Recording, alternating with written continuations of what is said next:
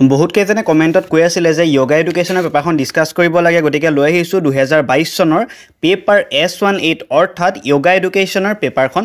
ইয়াত total marks আহে 20 আৰু সময় দিয়া হয় 1 ঘণ্টা। 1 নম্বৰত কুৱেশ্যন আহিছিলে 5টা কৰিবৰ কাৰণে 1 আছে আৰু তাত 8 আহিছে পতঞ্জলি সূত্ৰৰ যোগৰ সংজ্ঞা লিখা। পতঞ্জলিৰ মতে যোগ চিত্ত বৃত্তি নিৰোধ মানে যোগ মনৰ বৃত্তবোৰ নিৰোধ কৰা উপায়। বি নম্বৰত আহিছিলে যোগ বৈশিষ্ট্যৰ সংজ্ঞা দিয়া, এইটো 2021 চনৰ পেপাৰ ডিছকাছ কৰা হৈছে, চাই ল'ব। চি নম্বৰত আহিছে ধ্যানৰ সংজ্ঞা দিয়া, মনক প্ৰশান্ত কৰি ইয়াক সমস্ত শক্তিক বিনা বাধাৰে নিৰৱচ্ছিন্নভাৱে অধ্যেয় বস্তুৰ ওপৰত কেন্দ্ৰীভূত কৰি সেই বস্তুৰ মূল সত্য উপলব্ধি কৰাই হ'ল ধ্যান। ইয়াৰ মূল উদ্দেশ্য হ'ল শ্ৰুতিৰূপ শক্তিৰ অৱলোকন কৰা আৰু অৱশেষত বিশ্বব্ৰহ্মাণ্ডত পৰিব্যাপ্ত হৈ থকা মহা চৈতন্য শক্তিৰ লগত সম্পৰ্ক স্থাপন কৰা আৰু একত্ব উপলব্ধি কৰা। ডি নম্বৰত আহিছিলে অজাপৰ এটা উপকাৰিতা লিখা। অজাপই মন আৰু শৰীৰক শান্ত কৰাত সহায় কৰে, মানসিক চাপ হ্ৰাস কৰে। অজাপাৰ নিয়মীয়া অনুশীলনে মনোযোগ আৰু মানসিক স্পষ্টতা উন্নত কৰে, যাৰ ফলত কামত মনোনিৱেশ কৰা আৰু সিদ্ধান্ত লোৱাটো সহজ হয়। ই নম্বৰত আহিছিলে আত্মোপলব্ধিৰ সংজ্ঞা দিয়া, এইটো ডিছকাছ কৰা হৈছে আগতে, সেইবাবে ডিছকাছ কৰা নাই, এইটো 2021 পেপাৰত চাই ল'ব। তাত আৰু এটা কুৱেশ্যন আহিছিলে মানসিক চাপ আৰু হতাশাৰ মাজৰ এটা পাৰ্থক্য লিখা। মানসিক চাপ হৈছে বাহ্যিক চাপ বা দাবীৰ প্ৰতি সঁহাৰি, যিটো শাৰীৰিক বা আৱেগিক হ'ব পাৰে। ই প্ৰায়ে কোনো নিৰ্দিষ্ট পৰিস্থিতিৰ প্ৰতি হ্ৰস্বম্যাদী প্ৰতিক্ৰিয়া। আনহাতে হতাশা হৈছে এক প্ৰকাৰৰ মানসিক স্বাস্থ্যজনিত বিকাৰ, যাৰ বৈশিষ্ট্য হৈছে স্থায়ীভাৱে দুখ, আশাহীনতা আৰু কাম কাজৰ প্ৰতি আগ্ৰহ বা আনন্দৰ অভাৱ। আৰু ডিছকাছ কৰিছোঁ মানসিক চাপৰ কাৰণসমূহৰ ভিতৰত কৰ্মৰ সময়সীমা, আৰ্থিক সমস্যা, সম্পৰ্কৰ সমস্যা বা জীৱনৰ ডাঙৰ পৰিৱৰ্তন আদি অন্তৰ্ভুক্ত। আনহাতে হতাশাৰ কাৰণসমূহ বহুমুখী হ'ব পাৰে, য'ত জিনীয় প্ৰৱণতা, জৈৱ ৰাসায়নিক ভাৰসাম্যহীনতা, ব্যক্তিগত আঘাত, দীৰ্ঘদিনীয়া মানসিক চাপ আদিও অন্তৰ্ভুক্ত। 3 নম্বৰত মানসিক চাপৰ লক্ষণবোৰ হৈছে উদ্বেগ, খিংখিঙীয়া, টোপনি অহাত অসুবিধা, মূৰৰ বিষ আদি। আৰু হতাশাৰ লক্ষণবোৰ হৈছে কাম কাজৰ প্ৰতি আগ্ৰহ কমি যোৱা, ভাগৰ, অপৰাধবোধ, মৃত্যু বা আত্মহত্যাৰ চেষ্টা। 2 নম্বৰত আহিছিলে যোগৰ লক্ষ্য উল্লেখ কৰা, যোগৰ এটা সংজ্ঞা দিয়া, এইটো ডিছকাছ কৰা হৈছে 2021 পাৰ্ট, চাই ল'ব। 3 নম্বৰত আহিছিলে যোগৰ প্ৰয়োজনীয়তাৰ বিষয়ে ব্যাখ্যা কৰা, এইটো ডিছকাছ কৰা হৈছে 2021 চনৰ পেপাৰতে। 4 নম্বৰত আহিছিলে মানুহৰ দেহতত্বৰ লগত যোগৰ প্ৰভাৱ ব্যাখ্যা কৰা, ইয়াত আহিছে 2 নম্বৰ। যোগে ৰক্তচাপ কমোৱাত সহায় কৰে, উন্নত ৰক্ত সঞ্চালন বৃদ্ধি কৰে, প্ৰাণায়ামৰ দৰে অভ্যাসে হাওঁফাওঁৰ ক্ষমতা আৰু কাৰ্যক্ষমতা বৃদ্ধি কৰে। যোগৰ বিভিন্ন আসনৰ জৰিয়তে পেশীয় শক্তি গঢ়ি তোলে, পেশী কংকালত নমনীয়তা আনে।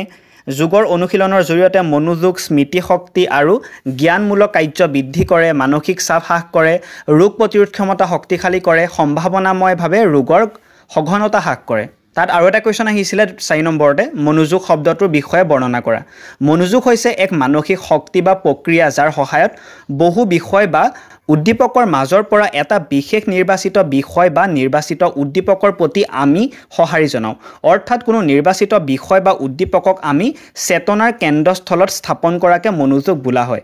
মনোযোগ হৈছে মনৰ এক প্ৰক্ৰিয়া, যাৰ যোগেদি কোনো চিন্তনীয় বস্তু মনৰ মাজত স্পষ্ট কৰি তোলা হয়। এটা উদাহৰণ দি দিছোঁ, ধৰি লৈছোঁ আমাৰ কাইলৈ পৰীক্ষা আছে আৰু মই পঢ়ি আছোঁ আৰু বাহিৰত মোৰ লগৰ সমনীয়াই মাতি আছে খেলিবৰ কাৰণে আৰু ইফালে ৰাস্তাইদি গাড়ী মটৰ চলি আছে আৰু সেই সময়ত মই কোনটোত বেছি মনোযোগ দিছোঁ। যদি মই লগৰীয়াৰ কথা বেছি গুৰুত্ব দিছোঁ তেতিয়া মই সেইটো কথা বেছি মনোযোগ দিছোঁ, আৰু যদি মই সকলো বাদ দি পেলাই পঢ়া কামটোতে কৰি থাকোঁ সেইটোকে মনোযোগ বুলি কয়। 5 নম্বৰত আহিছিলে দৈনিক যোগাভ্যাসে মানৱ দেহত সংবহন তন্ত্ৰত সুপ্ৰভাৱ পেলাই, কথাষাৰ ব্যাখ্যা কৰা।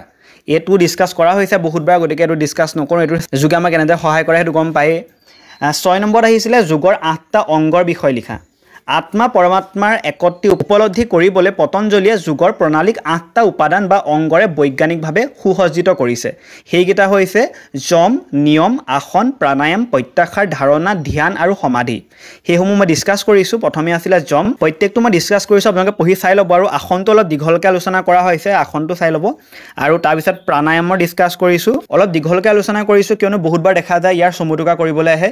এইখন পেপাৰটো চমুটোকা কৰিবলৈ আহিছে আৰু বা 2023 চনতো চমুটোকা কৰিবলৈ আহিছে, গতিকে ইয়াৰ পৰা লিখিব পাৰিব। 7 নম্বৰত কুৱেশ্যন আহিছিলে ভুজাংগাসন আৰু নৌকাসনৰ উপকাৰিতাসমূহ ব্যাখ্যা কৰা। ভুজাংগাসনৰ উপকাৰিতাসমূহ হৈছে ৰাজহাড় নমনীয় কৰে, ৰাজহাড়ৰ কাষৰ সংযোগী স্নায়ু পেশীবোৰ সবল কৰে, বুকুৰ, পেটৰ, হাত ভৰিৰ সমস্ত স্নায়ু পেশী, মাংসপেশীবোৰ সবল হোৱাত সহায় কৰে, বুকুৰ গঠন সবল হয়, পেটৰ অতিৰিক্ত চৰ্বি ধ্বংস কৰে, জঠৰাগ্নি বৃদ্ধি হয়, হজম শক্তি বাঢ়ে, কোষ্ঠকাঠিন্য দূৰ হয়, কাহ চৰ্দি শ্বাস প্ৰশ্বাসজনিত ৰোগ নোহোৱা কৰে মহিলাৰ ঋতুজনিত ৰোগ নিৰাময় হয় কঁকালৰ বিষ পিঠিৰ বিষ দূৰ হয় তাৰপিছত আছে নৌকাখনৰ উপকাৰিতা এই আসনটোৰ অভ্যাসত দেহৰ সকলো স্নায়ু পেশী সবল হয় আৰু জঠৰাগ্নি বৰ্ধিত হয় স্পৃহা যকৃত আদি উদৰৰ গ্ৰন্থিবোৰ সুস্পষ্ট আৰু সুস্থ সবল হয় এই আসনটো দীৰ্ঘদেহ লাভৰ বাবেও সহায়ক মেৰুদণ্ডৰ সমস্যা দূৰ হয় গতিকে এইখনে আছিল 2022 চনৰ য়োগা এডুকেশ্যনৰ পেপাৰখন গতিকে যদিহে ভিডিঅ'টো চাই ভাল পালে তেনে চেনেলটো ছাবস্ক্ৰাইব কৰি নাপাহৰিব এনেকুৱা ধৰণৰ ভিডিঅ' পাই থাকিবৰ বাবে